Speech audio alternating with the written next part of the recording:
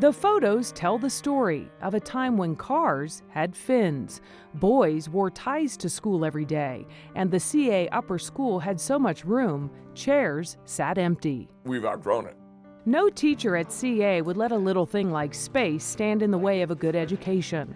Still, teachers are struggling to fit creative new teaching methods into a small box of a school. I could not get from the front of the room to the back of the room without basically crawling over kids. Crowded hallways interfere with the kind of outside the classroom interaction that builds trust between high school students and their mentors. Our hallways are like the highways that you avoid at those key moments because you know there's going to be a traffic jam, and who wants to deal with that?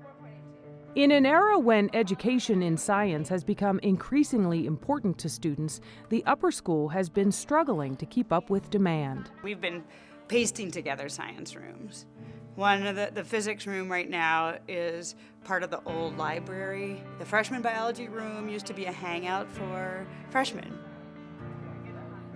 The upper school was built in a time when not much attention was paid to how a building affects the attitudes of everyone who spends their days inside it. A critical part of what takes place here, what ought to take place, are close yet professional relationships with students and their parents. And it's harder to facilitate that in spaces that are cramped, in spaces that are not inviting, spaces that are outdated, in spaces that aren't appealing to children. And a new building, an inviting building, would enable that to happen.